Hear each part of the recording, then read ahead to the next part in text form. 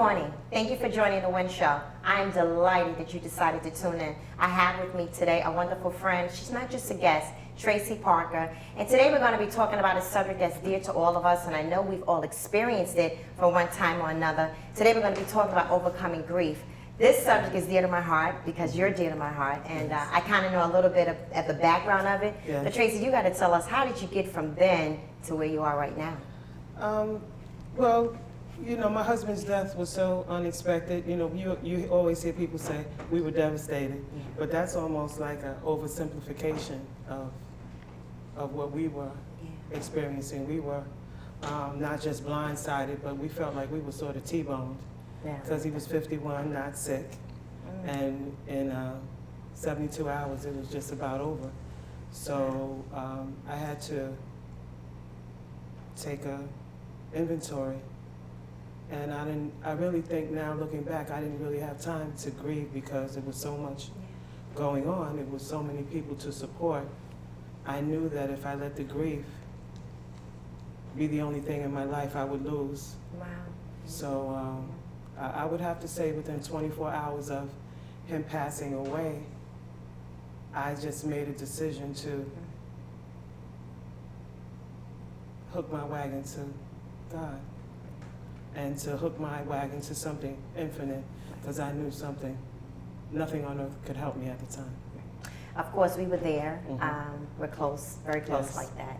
One of the things that I found that was so extraordinary, if I can use that term, of the Tracey that I see now and the Tracey, and I know it's a process, and I know you're still going through it, so I'm not trying to minimize it, was your faith. You, to me, reminded me of the woman that said, if I can but touch, just get a little closer, I know I can make it. And I remember when we got the call that Pamela had passed away, it really, it was so, it rocked us. I think like you said, I think like it knocked us off our feet. And as I see you bouncing back, you gotta explain this, how did you balance it though? How did you balance when the grief finally hit you? How did you balance it? Well, I would have to say that if it really were not for my faith, number one, and my church family, and instead of going within, which I think is what most people do, because I think solitude is not good at all. I took every opportunity and every lifeline that was offered, even if it was a smile, whatever it was, I knew that I had to embrace whatever this was, because if I trusted God, I had to trust what happened. So I wasn't looking for an explanation. I was just looking for the ability to put one foot in front of the other. And I didn't look for big victories. I looked for an extra 5 minutes not to feel like I had a lodestone in my belly. So I just asked God for little victories and little blessings. And through His mercy and grace, I was able to, one foot didn't feel like such a heavy step. Wow. Yeah. Did you realize that you were going through the process? When it finally hit you? I had never really spent as much time in the Word as I spend now. Right. But I used the Bible as a blueprint. I used it as a guide to get better and not just survive. I didn't want to survive. I wanted my family to thrive as a testament.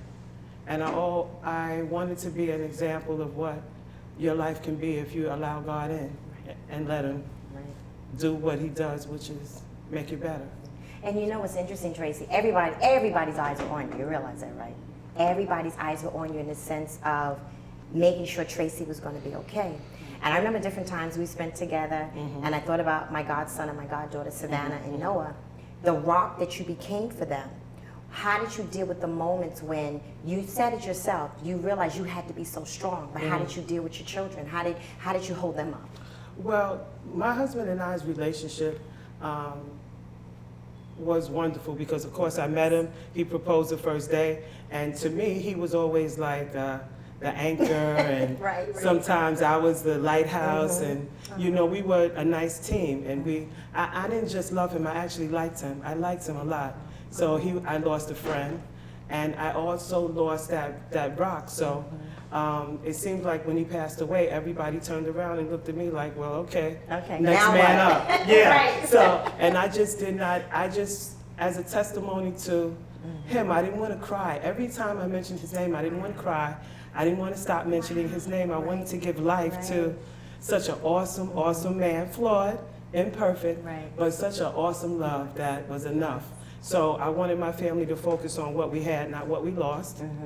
So in those valleys, which were very often, I spent most of my time in the valley, I just kept focusing on what God had given me and such an awesome man. So, and once in a while, somebody would call me and say, you know, somebody called me, which was kind of like a reality check. And she said, Tracey, you know what, how long were you together? I said, well, since 1987.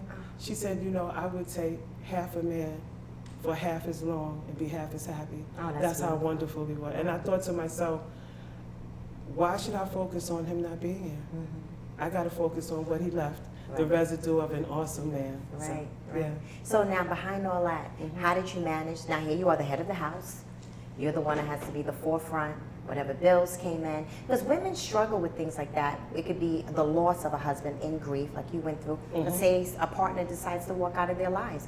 You are such a testament to the strength that God has given you. How did you balance now taking over the household? Well, that was very hard. Yeah. Because in taking that inventory, I realized that there were some things that needed addressing that had nothing to do with my husband, and to blame his death for all the upheaval wasn't a good thing. So I didn't even know where my mortgage was. I sat down with every bill. I collected every bit of paper. I stayed busy, and I started calling people and telling them that this was now my ship to head, to steer. And I just kept asking questions. I asked people to help me. I asked them to explain things to me. I knew that I was strong. I knew that I had common sense, which is always a good thing. So I knew that I wanted to be on time. I wanted my credit to be in 750 to 850. I just took on these lofty things, and I just kept forging forward. I told my kids to press. My mother, we have a 3-generation household. I wanted everybody to press and be better, so I called every bill collector. I looked at every bill. I tightened up everything, and I set, when my husband passed away in 2015, I set December 31st of 2016, 27 to be completely debt-free, other than my mortgage, and to be on time, and to be a better version of just I had a house, because I've never been one, but I didn't only want to be one, I wanted to be a good one. So, of course, it makes me think, I wish I could have been a little better when he was here, but, you know, at least now I try to be a better steward, because you say, God, I have half as much, but you just have to be a better steward, a little bit more frugal and a little bit more smart. So I really think that women are stronger than they know, and if you tap into something greater than yourself, it'll work out. It'll work. I had the opportunity of having someone on my show a couple of months ago, and she went through a deficit. It wasn't a death, but it was her husband walked away. And the reason I'm bringing it up is because you just gave a whole strategy. That's book. That right there could be a book. You literally were given strategies of how you can get back in line or come up under alignment and how to keep going. And you know how many people wish they could pick up something like that? And I know there's a lot of books out there that talks about overcoming grief, but you have this first-hand knowledge, or to get out there and speak to a bunch of women to empower them. Like, listen, you can do this. That right there is just all strategies and goals. What were some of the other goals that you set for yourself? Because I'm going to get to the Tracey and where you are now, because I saw the article about what you did at your job. My husband showed me. Phenomenal. Phenomenal. But tell me about the other goals. I wanted to be, first of all, I wanted to be a better representation of what God can do when you tap into His infiniteness. I wanted to be a better mom. I realized that there were some things in my children. I wanted to address things that money couldn't buy, like character, integrity, and above all, honor. And I wanted to establish my house as a house that served the Lord and lived under the blood. I just wanted to establish grace. I had a man that was such a tender man. I wanted to establish our home as a place where peace dwelled, where we attacked and addressed problems, and that my son and my daughter, when they walked out in the world and somebody said, well, that's Tracey's daughter, or that's Tracey's son, or that's Permel's son, or they worship at Bethel Christian, that somebody says, oh, they're set apart, they're special. So I wanted my Right, kids yeah. to just, Yeah. I wanted my kids to embrace all the tenderness that grief brings, because grief tenderizes you. It makes you appreciate things. Like I appreciate time now. I never appreciated time as much as I appreciate it now. So I wanted my kids to be better versions, and in order to do that, everything flows down, so I had to be it first. So I couldn't request anything that I wasn't being myself. That's right. So that was my thing. That's good. What goals do you have now, other than that? Because here we are, it's 2018. Yes. But before we get to that, tell me, and my husband showed me the article, that you are just doing phenomenal on your job. I said, wow. Tell me about that. Well, I would have to say, you know, you and Pastor approached me about stepping up in terms of ministry and sharing what I've been through, and it made me in 2017, coming to 2018, start really getting into the meat of the word. So I kept seeing that word excellence, and Pastor said mediocrity has no home here. That's right. So I decided that I was going to incorporate that in everything I did. If I cooked something, it was going to be excellent. Of course. And if I did something at my job, from the smallest to the biggest thing, it was going to be excellent. So maybe like a month or so ago, my boss says to me, you know, I don't know what you're doing. He says, but whatever you're doing, Keep doing you are it. better than Wow. you've ever been. Now, and Wow. nothing's perfect. He said, but certain things, he said, you're just clicking on all cylinders. He said, what's going on? I said, well, I'm not that way because of here. I'm that way because Christ has required that of me, so I'm bringing that here too. So, and in doing that, I'm listening to that simple voice in my ear. Yeah. So certain things were happening last quarter, and I just heard God say, press a little bit more. And that last press was the press that took me over the top to the breaking the record there. So, Wow. So tell yeah. me about the records. Well, since they've been keeping records, we have certain categories, 5 categories, and usually we're a 5-store chain. Right. So everybody, you either top dog in your store, and then some people are top dog in the company, and then you're top dog in this category and top dog in that category. And it just so happened for the first time since they've been keeping records, I was top dog in every category in the entire company. That Yes. is. So I got a call yesterday. They're sending me out to one of our vendors next month because I won, because I'm the top seller in that. Besides managing my own staff, but it's just that God is maybe about, I would say 5 or 6 months ago, that quickening that you read about in Scripture. Yeah. I started feeling that flicker Okay. of me, Wow. not just Hermel's wife, but Tracey. Tracey. Wow. So yeah, so I walked outside and I left work in the breeze. I said, wow, this feels so good. Oh, that is absolutely. So the sky is blue. You know, I told Pastor, I said, you know, I feel like I'm waking up again from a long sleep. From a long. That's From a long powerful. sleep. That's- Yeah. If Pramel could see you now, of course, Mhm. what would he say? He was just saying, baby, I always told you that you could. And he was like my cheerleader. He was always, He was. yeah. Yes, he was. So he was that, you're the one, you're always gonna do it. So he was my biggest fan. So those are the things I think about, you know, a lot of times. And believe it or not, because he was such an example, such the platinum level of what love was. I feel like he's prepared me for whatever's going to happen in my life. So I have no baggage. I don't have any bitterness. I'm just happy for the time we shared and ready for whatever's coming. That is So, absolutely. yeah. What goes to Savannah and Noah? Savannah to me, who's phenomenal with makeup. Because again, you're a go-getter like that. Do you see some of those same traits in Savannah and also with her dad? Because her dad was they were very close. Yeah, she was actually in college, but I told her, I said, you know, it's time for you to fail going for your dream. And your dream is makeup, is everything, all things beauty. It is. So she's almost a savant with anything that has to do with beauty and skin. I said, it's time for you to take a chance on yourself. And that's what she's doing. So she's one of the #1 students at her school. Recently, they've explained to her, well, we can't even show you anything about makeup, so they want to bring her on to start teaching a little already. So she's looking at certain, because she wants her own makeup, because it's she just believes that makeup is her future. So I want her to do whatever it takes to crash and burn, to fail, to do well, but just do it. Don't Just do it. Keep no, going. just do it. That's right. Just keep going. And how has the transition been with your mom and dealing with Pamela not being there? Because your mom has been a strong support. Yeah. Oh my goodness. She's the bedrock. She's the matriarch of the family. She's well, it took her for a loop, because right after he died, she kind of collapsed and went in the hospital. So, That's right. but she's back as that. She's that rudder. She's the one that keeps everything going.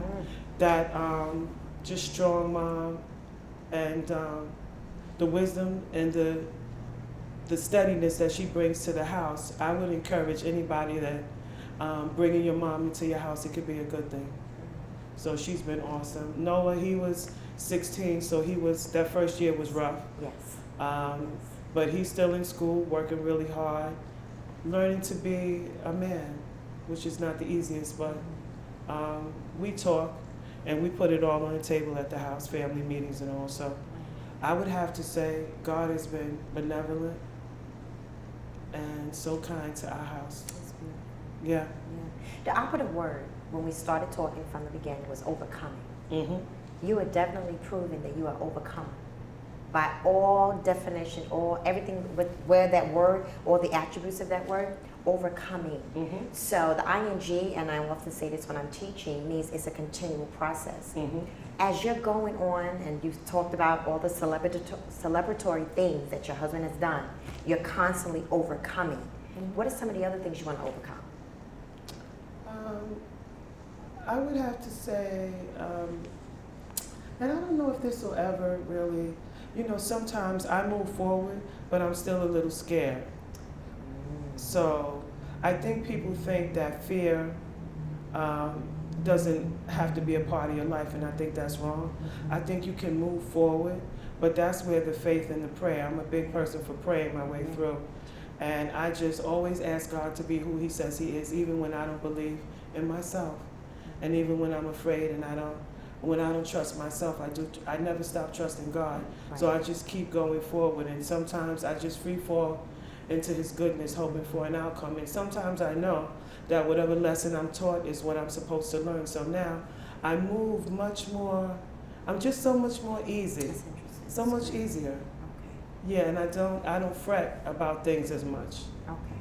Because I know that that I'm not going to ever be alone. So I don't feel sad about anything so much. Okay. What are some of the other memories you have of Pamela? Because he was Just a great man. Yeah, and I think the laughter, and I was always one for laughing, and he was such a funny guy. So he was such a cut up. So for me, sometimes a memory could be sad because he's not here, but I can't cry because I'm laughing at what such a cut up he was. Right. So, and that's, I just can't tell everybody about how to embrace the good stuff and the memories. Don't run. And my daughter was having a day yesterday, and I remember one day telling her when she was crying, she says, "I don't want to cry." I said, "Why not? Right. You had somebody that was worth crying for, but it's tears, it's good tears." He was so worth every tear. So don't ever run away from how you feel, because I'm encouraging my kids, and I can encourage anybody else in grief. Don't run away from what you feel. Embrace it, feel it 100%. Yeah. Just let it go through you, and know that it's going to get better. But I don't have any advice on the timeline. Right. I think that's personal. Right. Exactly. And I just think take up whatever time you need, but walk in expectation that you're still here. And that's what I realized, I'm still here. I was thinking about you, Tracey. My brother passed away in '94, I think it was. So, you go through, like you said, about putting a timeline. Mm-hmm. And I was on my way to work one day, got over the bridge in Mineola, and just literally just broke down. I was in the car by myself because we were close as we were coming up. And I remember as a little girl, because I was the only girl of 5 brothers, and he would always try to protect me. Mm-hmm. And when I realized, though I know he was gone, it hit me so hard. Yeah. And I remember feeling like, why am I crying right now? Like, this should have been over. And I love what you said about not putting a time, because time, like, you don't know at what moment that grief might come up. So the only thing that I had that day, I never forgot, I brought my car over the bridge and I had to just pull over and gather myself. But if I wish I would have known that then, because I don't know why I made myself feel bad for feeling, why am I grieving? At different stages of getting, trying to get through the grief part, because he died within, I got a call one day, he was gone the next. Literally just gone. So I think that's what shattered my family for a long time. But it took us a little while to kind of regroup, and oftentimes I think my mother still, which I understand, she still struggles with it. So I was in Virginia a couple of weeks ago, and my cousin passed away. And my mom said to me, she said, I still talk, his name is Bunchy. She said, I still talk to Bunchy. I forgot to tell him that I was going out of town. So even as my mom, she said she looks at his picture every morning and they have a conversation. So, and I would never say anything negative about it because I don't feel it's negative, but that's her process, because everybody has a different process. So for her, every day, she gets up and she talks to my brother in his picture. Like she literally just has a whole blown conversation with him. And I remember saying, wow, that is just I can never take that from her or tell her that that's wrong to do. Because I had my moment, because he was no longer there to protect me as the little girl. So I just wanted to know, you have those moments, and I'm so glad you talked about that time, because you can't put anything on the time and when it happens. You know what too, and a lot of people try to describe grief. For me, the feeling was, I felt like I was buried alive.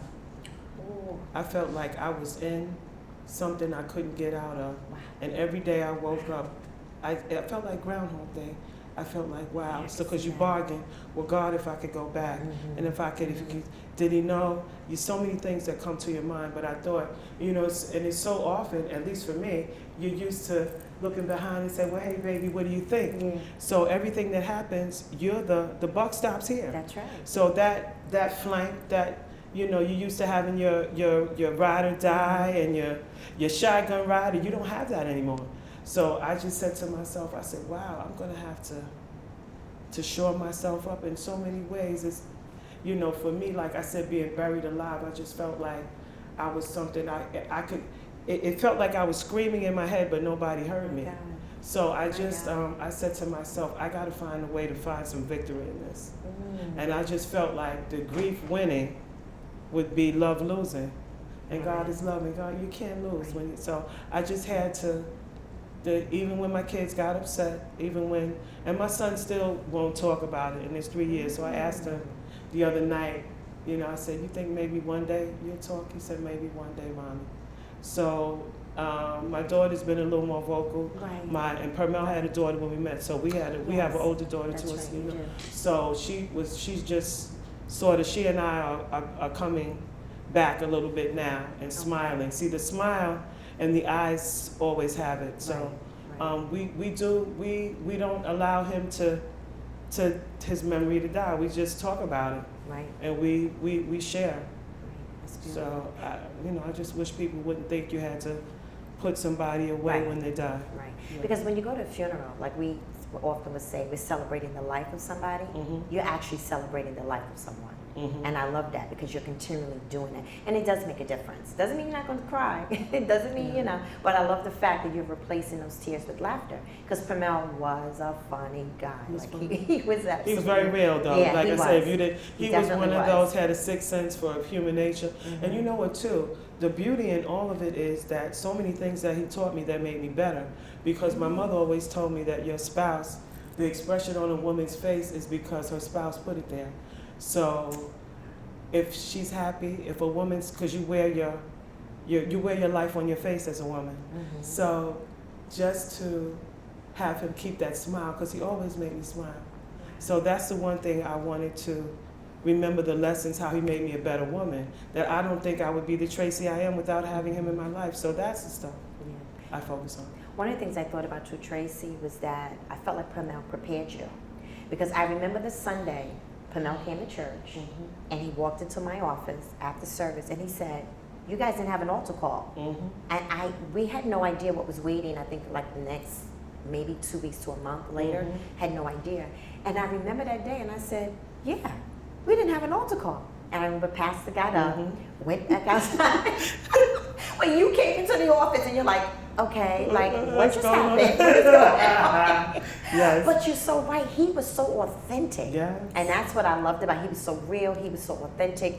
And what he said, he meant. And he was such a gentle giant, though. Yes, gentle. He was such a gentle giant. His Tender. words were very soft, but it was like, okay, we understand what you're saying. So when Pamela said that day, I was like, yeah, he's right. Like, and my husband got up, went back outside, had the altar call, and Pamela went.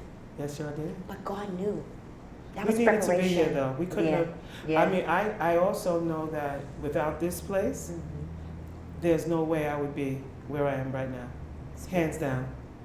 Without my faith, without my church family to embrace me and to keep me within the hedge that I needed to be as I was moving into the new Tracey who had to be at the head, at the helm. So I know that sometimes it was the praise and worship, sometimes it was a word from you, which I'm still bathing in the residue of your sermon 2 weeks ago. So it was so many things that I came in some nights after work just beaten down with, you know what I mean? And one day I'm in the car with my daughter. She says, "Where are we going?" Because my wedding song came on, and Anita Baker, when she says, "You bring me joy when I'm down," that's my house. But those are times that, and just to being able to come to Bethel and just drag myself in to the throne and say, "God, just give me something tonight. Just don't let me leave the same."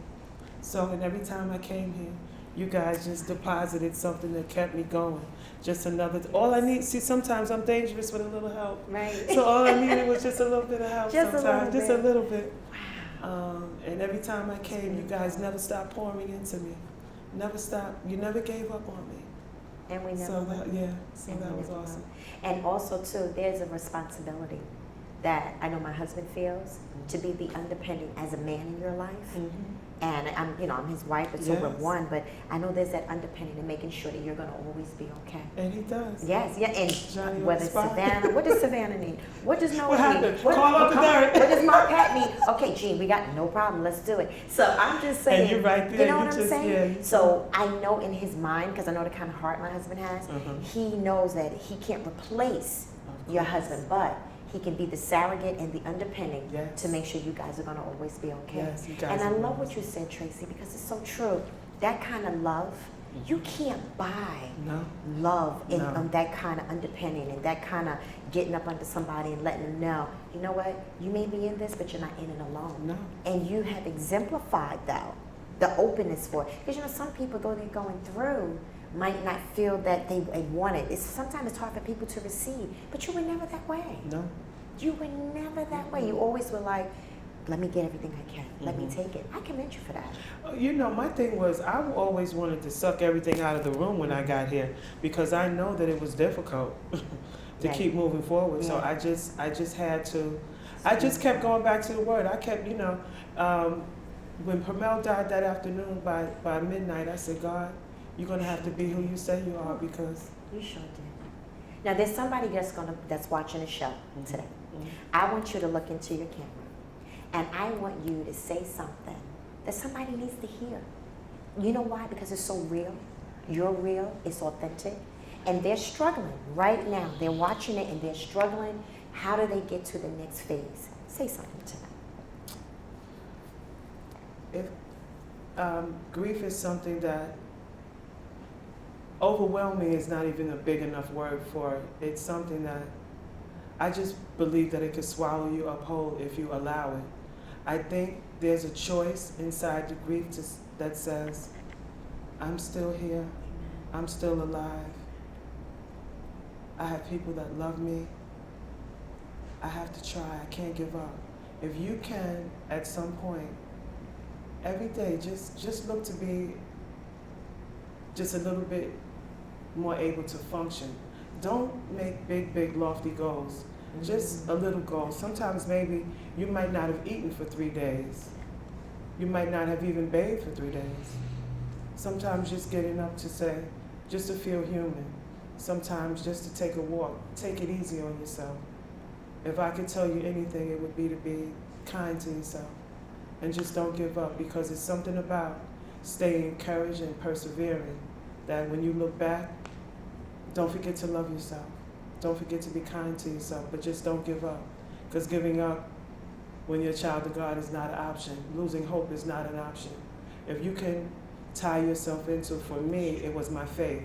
If there's anything about you, if it's just a very small bit of faith, if you can find it, it'll help you get through. Well, we want to thank Tracey for being on the show today. And listen, if there's somebody that you know that's going through grief of the loss of a loved one, or even a loss of whatever, maybe a relationship, tune into this show, all right? We want to thank you again, Tracey, for being on the Wen Show. Thank you. I just have to keep saying thank you My because pleasure. you were so real and authentic that somebody needed to hear that today. Thank you again. We'll see you next time on the Wen Show.